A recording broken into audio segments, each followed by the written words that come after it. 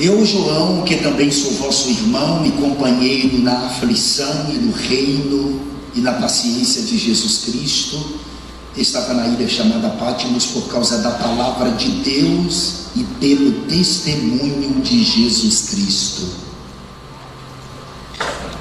Eu, João, que também sou vosso irmão e companheiro na aflição e no reino e na paciência de Jesus Cristo, estava na ilha chamada Patmos por causa da palavra de Deus e pelo testemunho de Jesus Cristo.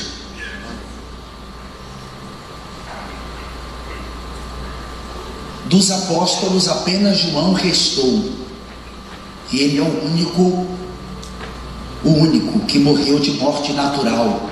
Todos os outros, vocês sabem, foram martirizados.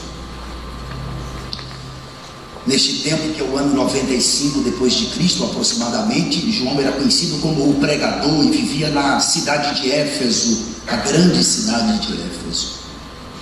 O imperador desta época era Domiciano, que arrogou para si o título de Deus. E porque ele se achava Deus, ele mandou fazer estátuas dele e mandou edificar essas estátuas nas cidades que ele administrava. E saiu um edito assinado por ele mesmo, que todos deviam curvar-se diante das suas estátuas e queimar incenso a elas.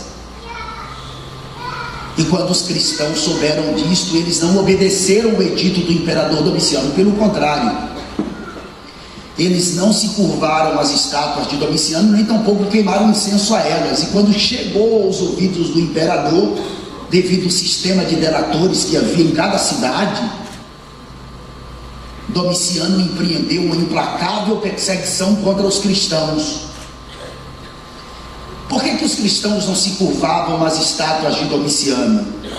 Por causa da exclusividade do cristianismo. O cristianismo é exclusivista. É exclusivista porque Cristo é exclusivista.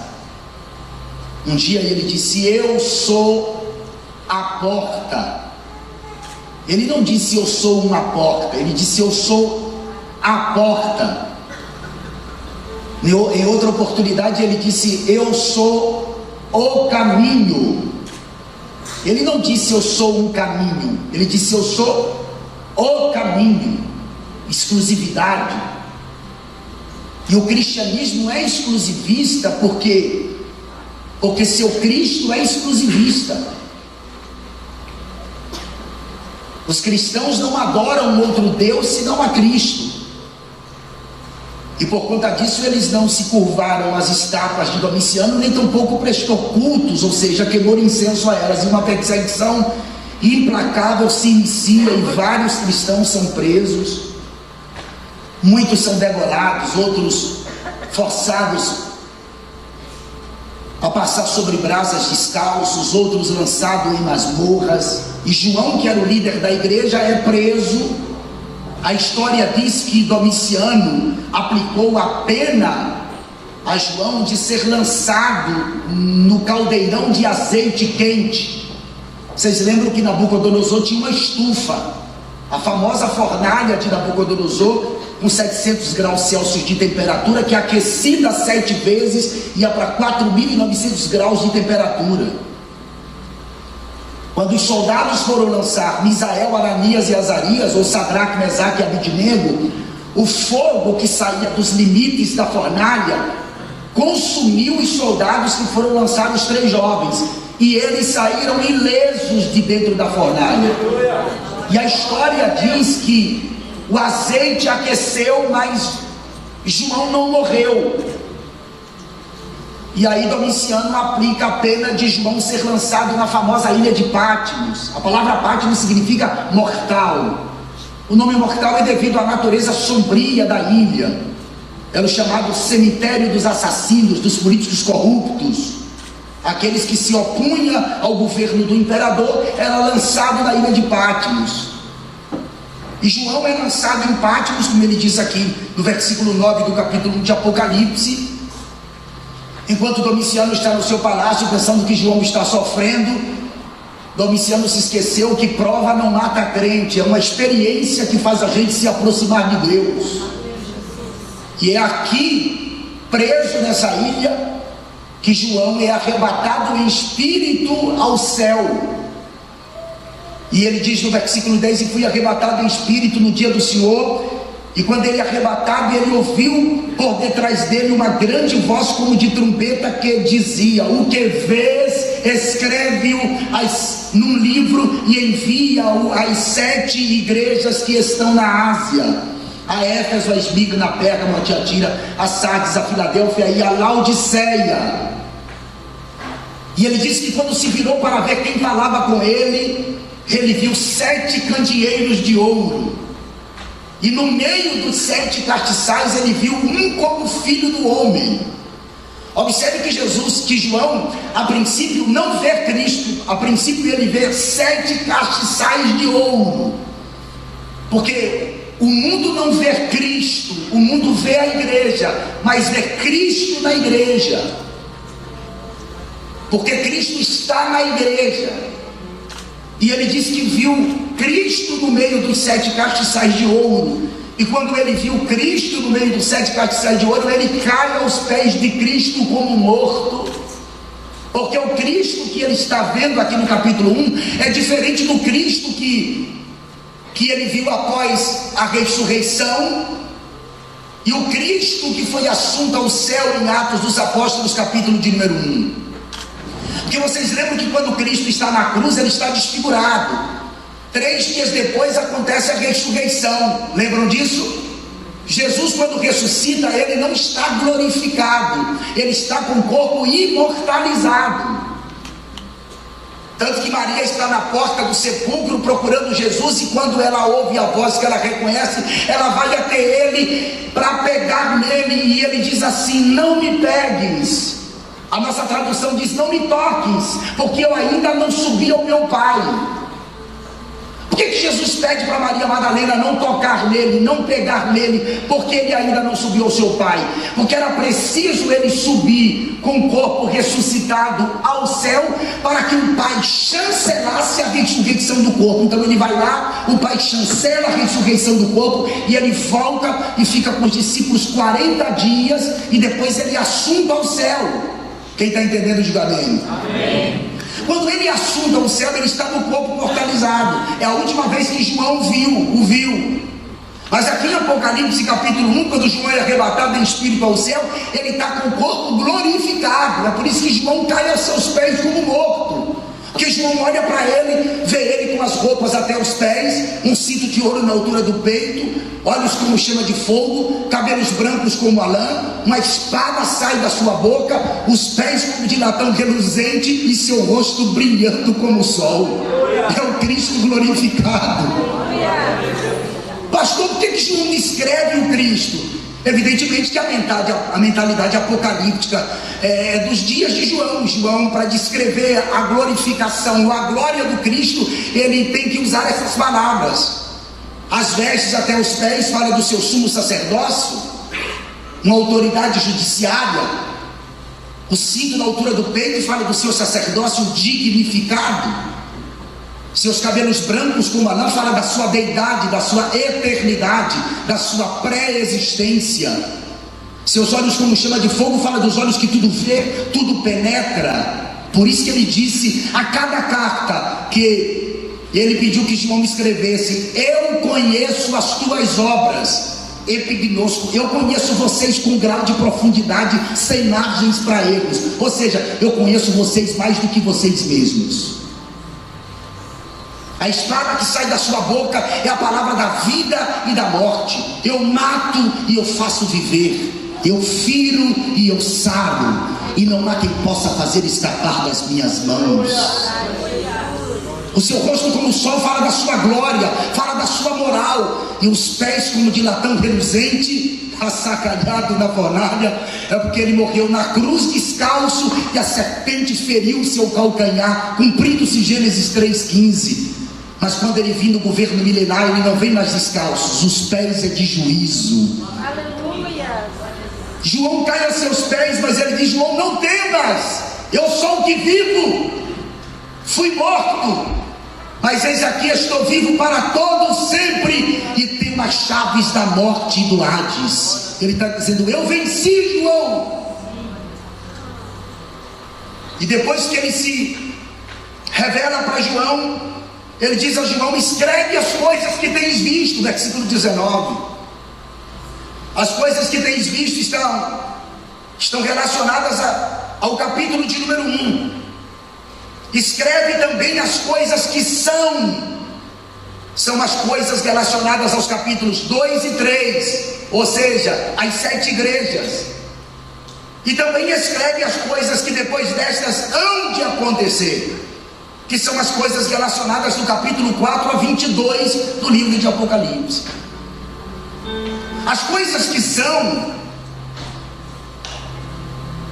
as 7 igrejas: Éfeso, Esmirna, Pérgamo, Tiatira, Sardes, Filadélfia e Laodiceia. Que se eu tivesse que pegar essas 7 igrejas aqui e usá-las como um telescópio profético, eu falaria sobre os tempos: a era apostólica, o período das perseguições, a igreja desviada a partir de Constantino, enfim. Mas a verdade é que a exegese das 7 igrejas envolve um cerimonial. E se você perguntar: pastor, existia apenas essas 7 igrejas nessa época? Não. Existiam pelo menos 18 igrejas nessa época.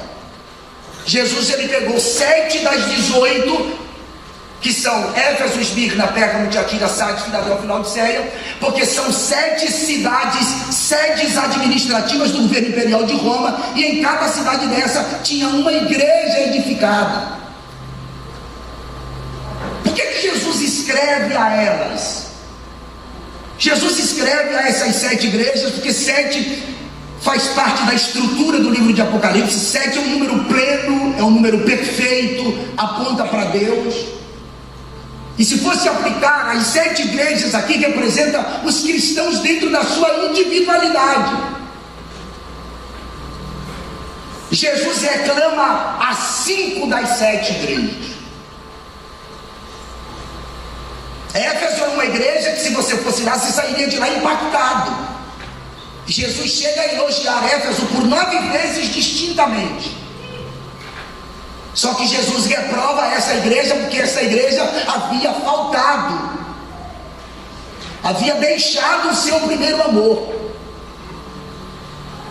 E essa falta, essa perda do primeiro amor implicaria na perda da sua própria salvação, porque Jesus disse que removeria do lugar o seu castiçal se porventura Éfeso não se arrependesse. A igreja de Tiatira é uma igreja perseguida, uma igreja que não tem pastor, porque o bispo da igreja, que era Policarpo, foi morto. O Império Romano confiscou todos os bens dos cristãos daquela época. Jesus usa aqui no capítulo 2, a partir do versículo de número 8 até o 11, dizendo que esta igreja, ela é pobre. Tem uma palavra grega que é chamada pitocheia, que significa miserável, sem ter o que comer. Os cristãos não tinham comida e nem vestimenta. Diz que Policarpo, que era o bispo desta igreja, se escondeu num determinado local, e uma criança passava e o avistou escondido, denunciou. Os soldados romanos pegaram Policarpo e levaram à presença do algoz, fizeram uma fogueira e amarraram Policarpo sobre a fogueira. E diz que ele não disse uma palavra, foi para o matadouro como uma ovelha muda. Atearam fogo na fogueira e o fogo começou a queimar os seus pés, e ele não disse uma palavra. E o carrasco, que estava com uma espada, feriu o seu lado tão violentamente que ele derramou tanto sangue que apagou o fogo da fogueira. Essa era a condição da igreja de Esmirna. A igreja de Pérgamo era uma igreja que estava tolerando a doutrina de Balaão, o materialismo exacerbado. Jesus, ele repreende severamente a igreja de Pérgamo. A igreja de Tiatira era uma igreja que estava tolerando a doutrina de Jezabel. Jezabel, a esposa de Acabe, tornou-se sinônimo de idolatria e prostituição em toda a Bíblia. A palavra Jezabel significa montão de lixo. Era uma profetisa que estava dirigindo a igreja de Tiatira. Os crentes não davam um passo sem antes consultar esta profetisa. E estava acontecendo coisas horrendas dentro da igreja, e Jesus repreende Tiatira de forma concisa. Depois tem a igreja de Sardes, a igreja que estava vivendo uma falsa aparência. Tens o nome de que vive, mas está morto. Parecia ser uma coisa, mas não era, era outra. E Jesus repreende também esta igreja. Depois ele vai a Filadélfia. Quando Jesus chega em Filadélfia, Jesus encontra uma igreja fiel. E se você olhar entre as 7 igrejas, Filadélfia é a igreja mais fraca de todas. Mas como Jesus não está atrás de super crentes, Jesus está atrás de pessoas que não neguem o seu nome.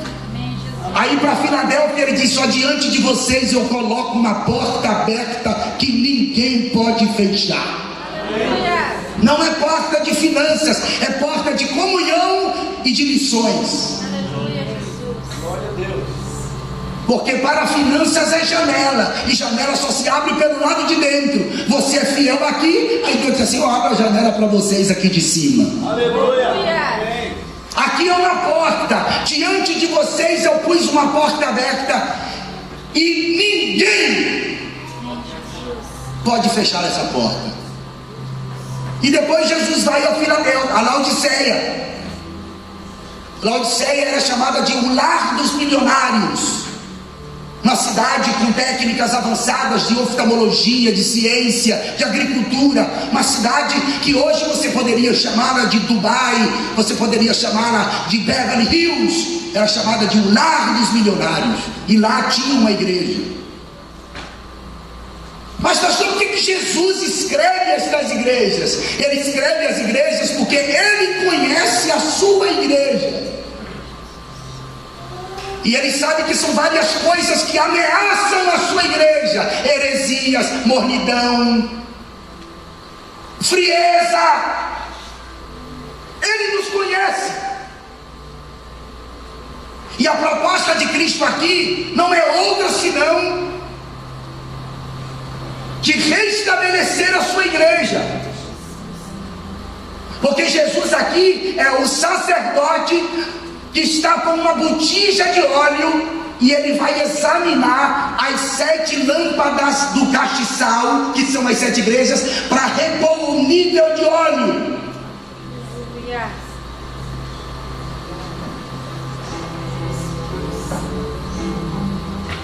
Jesus é um sacerdote com uma botija de óleo que está visitando o candeeiro com suas 7 lâmpadas para repor o nível de óleo. Ou seja, ele está dizendo: eu quero comunhão, e comunhão só pode ter com Deus através do Espírito Santo óleo.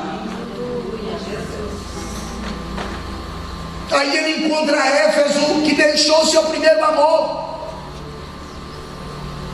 John Stott diz que a igreja de Éfeso é como uma mulher casada com um homem há muito tempo, passa para ele, cozinha para ele, dorme com ele, mas não ama mais ele.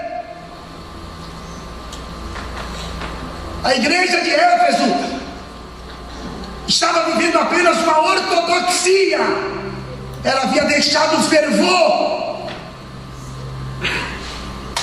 e por conta disso Jesus repreende a igreja. E o conselho de Jesus é que se arrependa. Quando ele fala deixaste o teu primeiro amor, o amor aqui a princípio envolve o amor horizontal, é o amor social.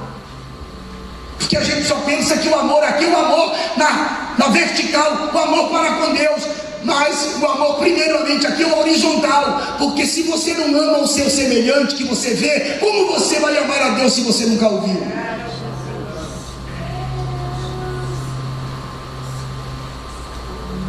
Jesus, quando chega em Esmirna com a botija de óleo, ele percebe que Esmirna está acesa. Porque perseguição não mata crente, problemas não matam mata crente, deserto não mata crente, Aleluia. aflições não mata crente, pelo contrário, aproxima o crente de Deus. E mesmo vivendo aquele momento tão difícil, a igreja estava vivendo uma comunhão extraordinária com Jesus. E Jesus disse: eu estou com vocês, olha, virá a tribulação de 10 dias, mas não temas, ser fiel até a morte, e dar-te-ei a coroa da vida. Aleluia. E ele vai em Pérgamo, Pérgamo está tolerando a doutrina de Balaão, o materialismo. Vocês lembram de Balaão, que queria de todo jeito receber o prêmio de Balaque para amaldiçoar os filhos de Israel? Tem bênção que a gente pensa que é bênção, mas não é bênção. E eu fico com as palavras de Cristo em Mateus 6,33: buscai primeiro o reino de Deus e sua justiça, e essas coisas, que são as coisas do contexto do versículo 33, vos serão acrescentadas. Amém. Glória a Deus. Elas virão automaticamente. Tiatira, você já sabe, havia Jezabel que estava pastoreando a igreja, pastoreando com base em profecia. Você pode estar perguntando: pastor, você é contra a profecia? Não, irmão, não sou contra a profecia não. Também não sou cessacionista, tá? Eu sou continuista. Para mim Deus não fez até Atos dos Apóstolos. Para mim Deus ainda continua fazendo. Ele ainda salva, Ele cura, Ele liberta, batiza com o Espírito Santo e vai voltar para levar a sua igreja. Para mim Ele ainda é o mesmo. Aleluia. Glória a Deus. Em Sardes, Sardes está vivendo de aparência. Tens o nome de que vives, mas está morto.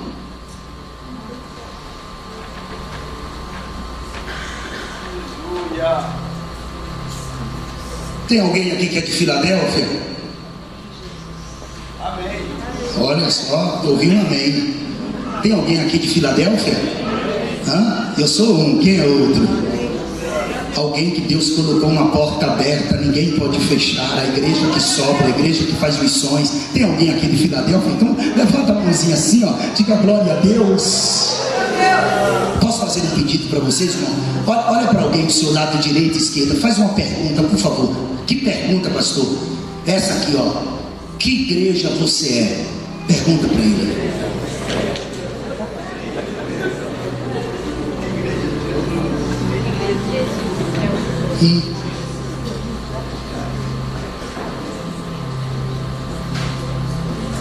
Aleluia. Filadélfia é fidelíssima, tem pouca força, mas não nega o nome dele.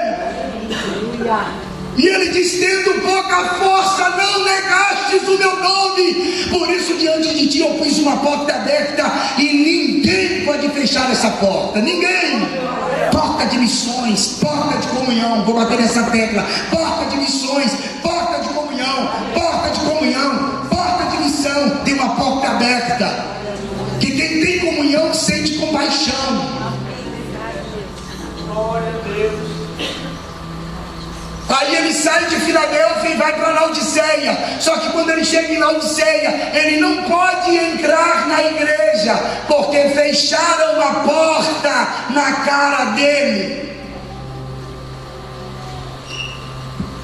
E se eu for na sua casa e você bater a porta na minha cara, eu, quando chegar em casa, eu vou contar a minha esposa, a irmã Ellen, dizendo que você não me tratou bem, que você bateu a porta na minha cara, e eu vou falar com a minha mulher que nunca mais eu venho aqui na sua casa, nem na sua cidade. Jesus não sou eu. Bateram uma porta na cara de Jesus. E Jesus não foi embora, ele ficou do lado de fora, batendo na porta, dizendo assim: eis que eu estou à porta e bato. Aleluia. Se alguém ouvir a minha voz e abrir a porta, eu entro, porque eu quero ceiar com vocês e vocês comigo.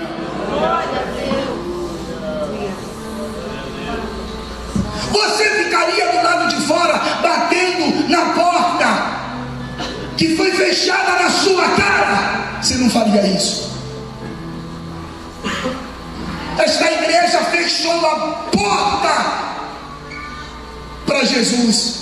Jesus não pôde entrar nesta igreja. Que igreja é esta, pastor? A igreja de Laodiceia.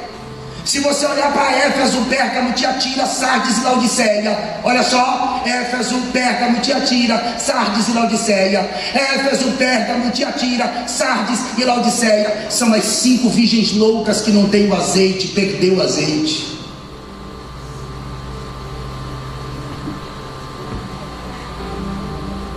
Pastor, mas não são 7 igrejas? São. Mas se você olhar para Éfeso, Pérgamo, Tiatira, Sardes e Laodiceia, sendo as 5 virgens loucas, a falta de amor de Éfeso, a tolerância à doutrina de Balaão de Pérgamo, a tolerância à doutrina de Jezabel de Tiatira, a falsa aparência de Sardes, está dentro da igreja de Laodiceia. Se você olhar na perseguição de Esmirna e sua fidelidade e a sua lâmpada acesa, você vai ver que Esmirna se encaixa exatamente na mesma haste que dá Filadélfia. Ou seja, não são 7 igrejas, são 2 igrejas: Filadélfia, que a porta está aberta, e Laodiceia, que a porta está fechada.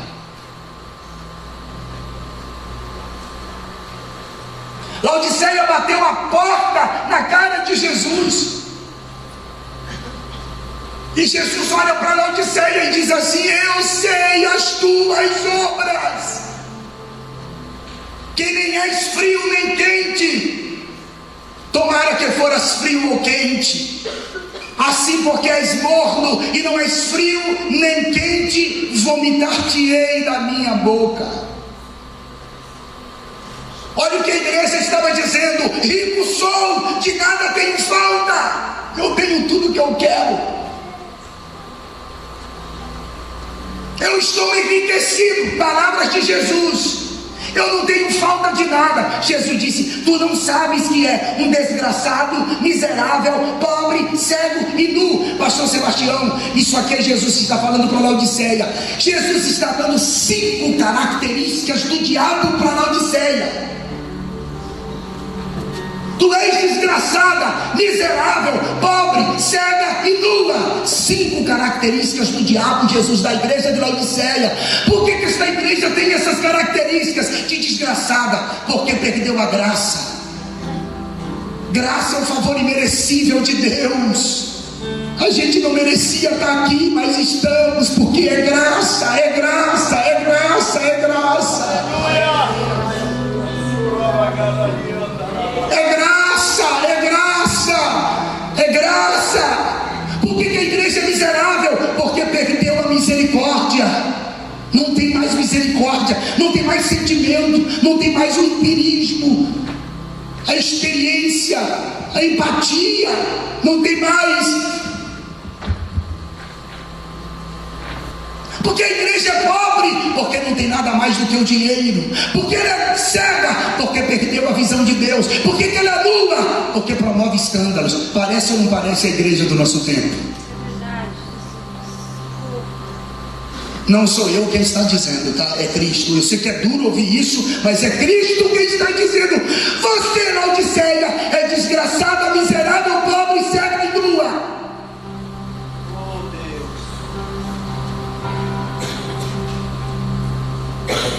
Eu aconselho-te. Que amor é esse? Não é? Que amor é esse? Eu aconselho, olha, você tem 5 características do diabo, mas eu aconselho a você algumas coisas, Laodiceia. Olha, eu aconselho que de mim compre ouro provado no fogo.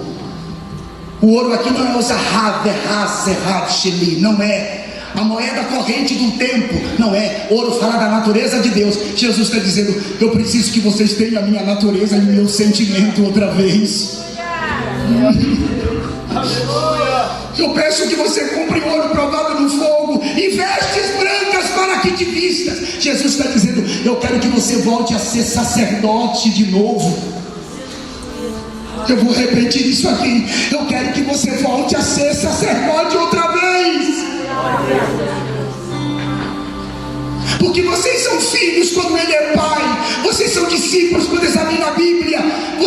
servos quando obedecem Ele, mas vocês são sacerdotes quando traz Ele para os homens através da oração.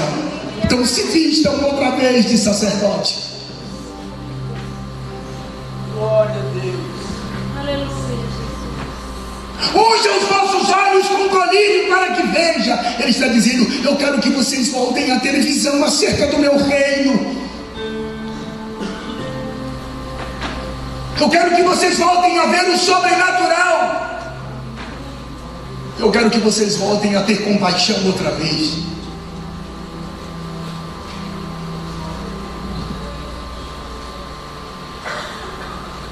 Uma vez eu ouvi de um pastor dizendo assim: vocês não são quentes, vocês são frio. É melhor desviar logo. Jesus não está falando nada disso. Que a gente pensa que quente é o crente do mistério, do reteté, da glória. E o frio é o presbiteriano. É mais ou menos assim. Mas não tem nada a ver. Eu, quando fala que o crente é quente, é o pentecostal até o tutano. Ele anda de um pé só, planta bananeira. E o frio é aquele que...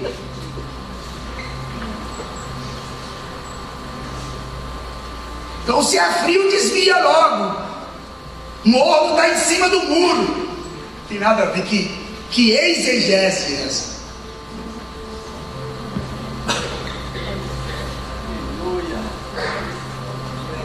A verdade é que Laodiceia, apesar de ser uma cidade muito rica, ela não tinha fonte de água.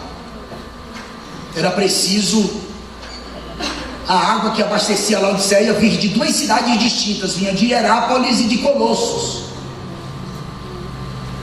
Então as águas que abasteciam Laodiceia vinham de longe, cerca de 20 milhas aproximadamente, mais de 30 quilômetros.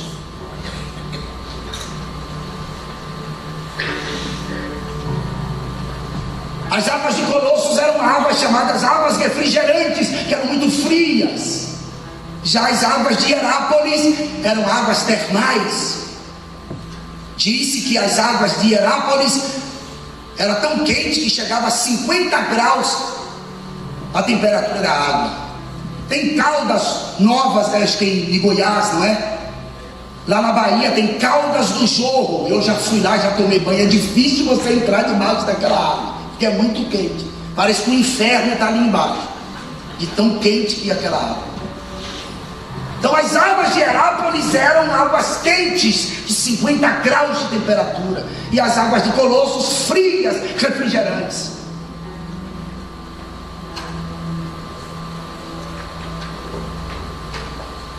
E essas águas percorriam 20 milhas até chegar em Laodiceia. Quando Jesus diz para a igreja de Laodiceia: eu sei as tuas obras, que nem és frio nem quente. Jesus está falando aqui de duas condições que a igreja deve ter.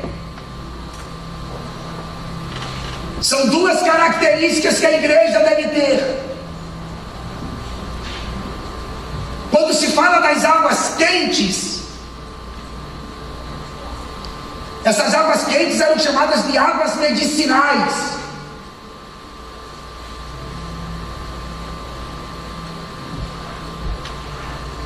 Jesus está dizendo para Laodiceia: vocês não estão sendo saúde para Laodiceia, para a sociedade de Laodiceia.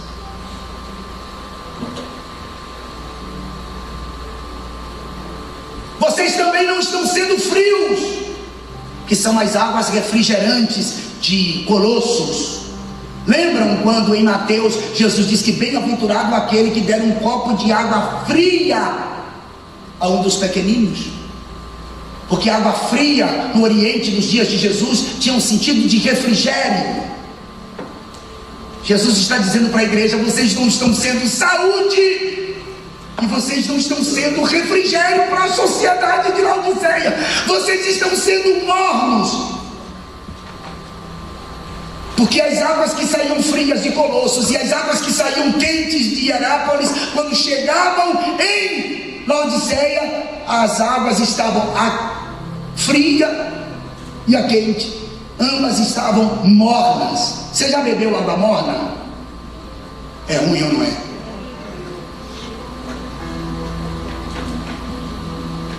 Vocês não estão sendo saúde e não estão sendo refrigério. Vocês estão sendo mortos para a sociedade. E para mim, isso me causa náuseas. Eu vou vomitar vocês da minha boca.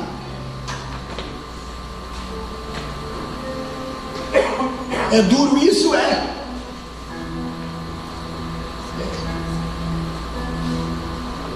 Mas eu estou à porta e bato.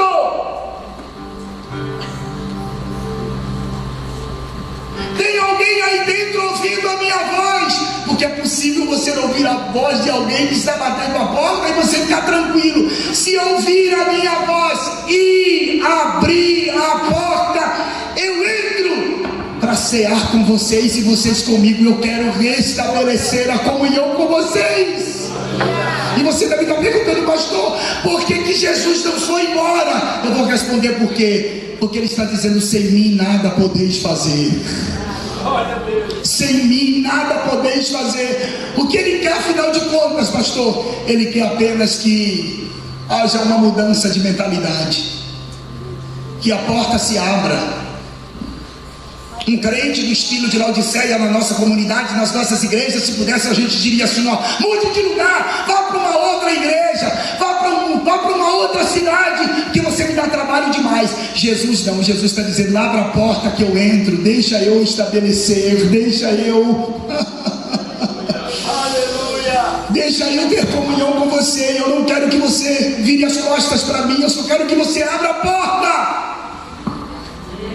E há um pedido de Jesus aqui no capítulo de número 3 de Apocalipse, versículo de número 19: eu repreendo e castigo a todos quanto amo. Jesus está dizendo: eu ainda amo você.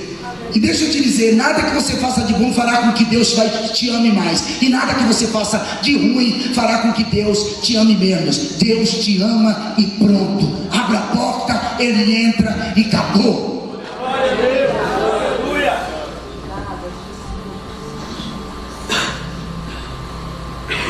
Seja Deus glorificado é o teu nome, Senhor. Estou terminando aqui, tá?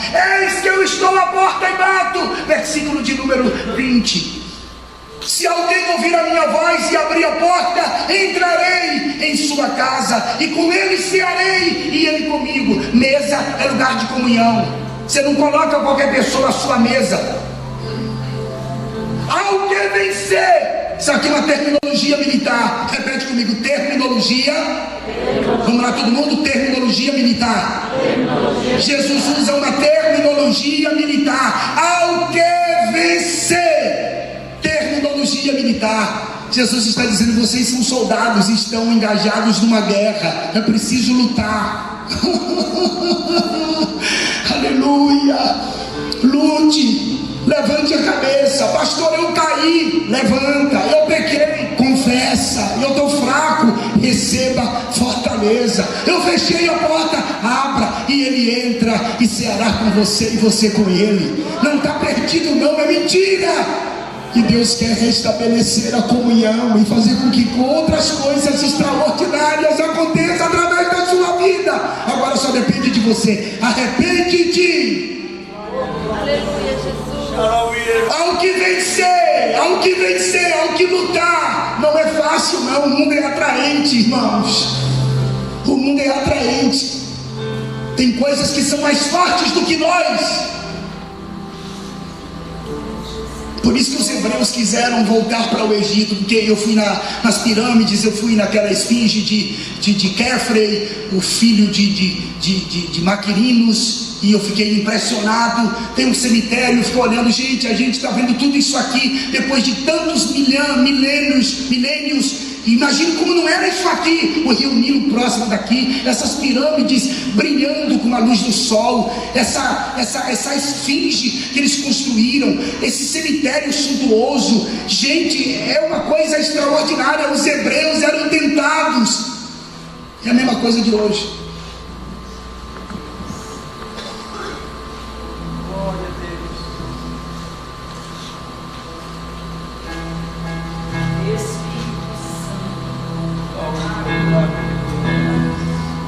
Quem é Filadélfia aqui? Quem é Filadélfia aqui?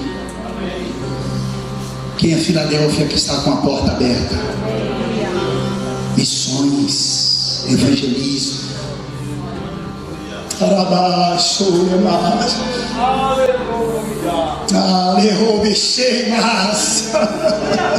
A porta está aberta.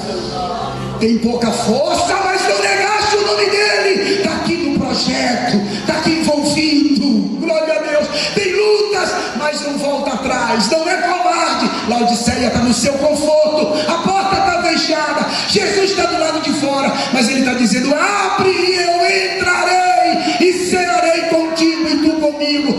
Volta a ser o que era antes. Glória a Deus. Abra. E essa iniciativa tem que partir de você em abrir a porta, porque precisa um esforço. Eu vou repetir aquilo que eu pedi que você repetisse. É uma terminologia militar. Ao que vencer? Ao que vencer? Lute. E essa palavra está falando para alguém aqui nessa noite: lute, lute, lute, lute, lute, lute, lute, lute, lute. Não é fácil. E a luta é contra quem, pastor? É contra o mundo? Não, primeiramente é contra você. Porque o campo de batalha, sabe onde é? Não é o mundo, é aqui, ó. É na sua mente. É aqui, ó. Hã? As guerras não são travadas no mundo físico. As guerras são travadas aqui, ó, na sua cabeça, na mente. Será que eu dou aquela oferta? Que batalha? A caminhonete precisa, eu tenho, mas a batalha está onde? Aqui. Nossa, aquele irmão falou tão mal de mim, eu estou tão chateado com ele. A guerra está onde? Mente. Nossa, eu estou tão aborrecido com o patrão hoje. Meu Deus, eu desce. A guerra está onde? Mente. A tentação bateu em você. Nossa, é um... Aonde? Mente.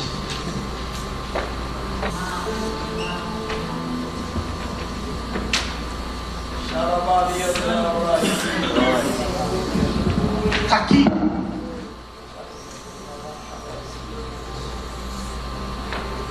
Ele está dizendo: a quem vencer? Aleluia. Vença. Não é só difícil para você, não, é difícil para mim também. Ao que vencer? Ao que lutar.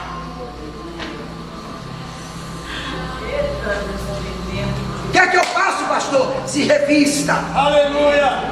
Bote o capacete na cabeça, a couraça, pegue o escudo, a espada, o coturno e vá para a guerra. Isso aqui. Aleluia. Glória a Deus. Levante a mão assim, levante a mão assim, levante a mão assim. Faz um dedo de profeta, aponta para alguém, aponta para alguém, aponta para alguém. Pergunta: que igreja você é? Laodiceia ou Filadélfia? Filadélfia ou Laodiceia? Aleluia, aleluia, aleluia, aleluia, aleluia, aleluia, aleluia. Eu sei que eu estou falando para Filadélfia, uma igreja missionária, uma igreja que tem comunhão.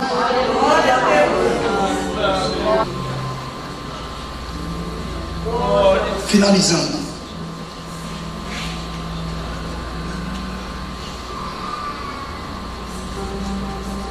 a maior promessa que Jesus faz é para Laodiceia. Se cumpre de forma literal, onde abundou o pecado, superabundou a graça. A maior promessa é para Laodiceia. Eu não faria essa promessa grande para Laodiceia, só que Jesus é diferente. Aleluia.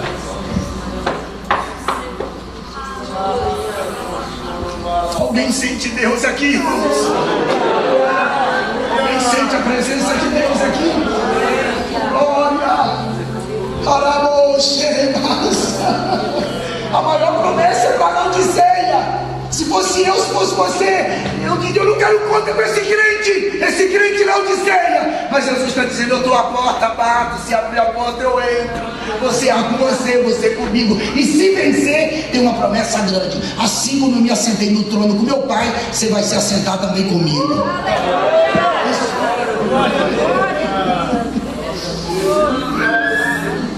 Eu quero orar junto contigo. Glória a Deus. Glória a Deus. Glória a Deus.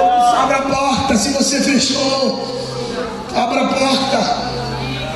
Abre a porta. Não endureça o coração, não. Pelo contrário. Abre.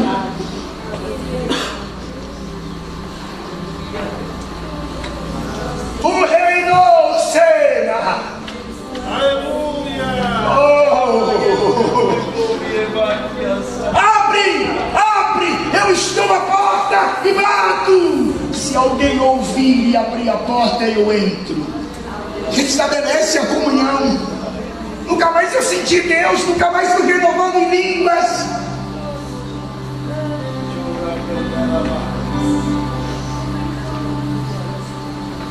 Por isso que você está desmotivado. A realidade é que você está no templo sempre é porque você tem medo de morrer e ir para o inferno. Mas não é isso que Deus quer. Deus não quer que você tenha medo disso, porque o inferno já foi vencido. Porque Ele quer restabelecer a comunhão contigo. Glória a Deus. Ele quer que você volte a ser um. Aleluia. Deixa eu pedir outra vez a você: levante uma das suas mãos assim, fale uma palavra que glorifique a Deus. Tem uma unção aqui nesta noite, irmão. Aleluia. Fale uma palavra que magnifique o seu nome, que exalte o nome dEle, que glorifique o nome dEle. Fale uma palavra, ou faça um ori será. Glória. Receba desta unção, receba desta graça, receba da misericórdia. Glória. Entenda em definitivo que Jesus não te excluiu. E essa palavra é para alguém aqui nessa noite: que Jesus não te atirou para longe dele, que Jesus não virou as costas para você. Pelo contrário, Ele está à porta batendo, dizendo: abre, abre, abre, abre que eu entro.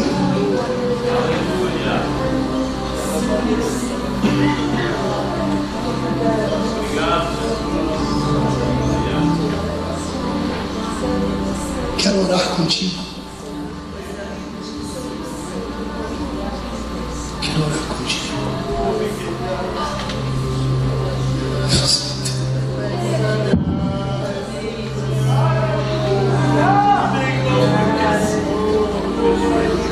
Irmãos,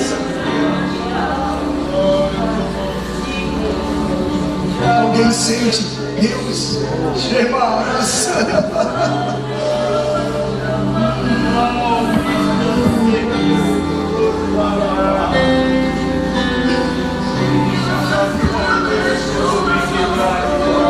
Ele está dizendo: se desprenda daquilo que você tem, porque o mais importante sou eu. Você é rico, mas você é pobre.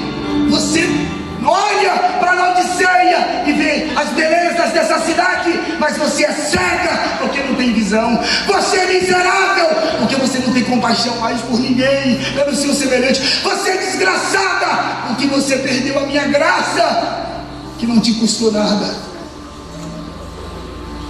Você é nula porque você se envolve com o sistema de Laodiceia. Você promove escândalo. Ele ora na semana, a porta bateu. Abre, Laodiceia. Estou na porta batendo. Abre.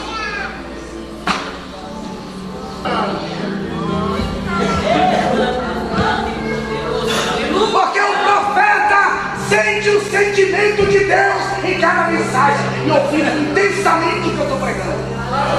Eu ouço. É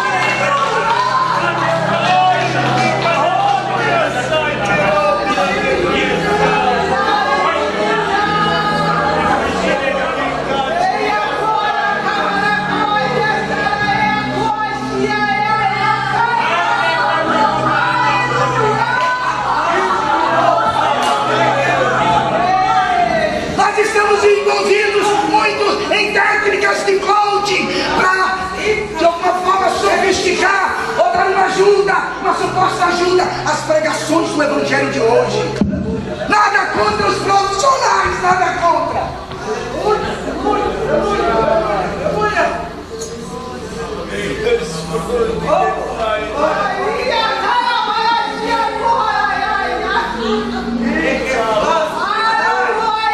Nós queremos ouvir palavras bonitinhas, eufemismo que massagia o nosso ego, que fale de acordo a nossa necessidade. E não é essa a proposta de Deus nessa noite. A proposta de Deus nessa noite para mim e para você é: abre a porta, eu entro.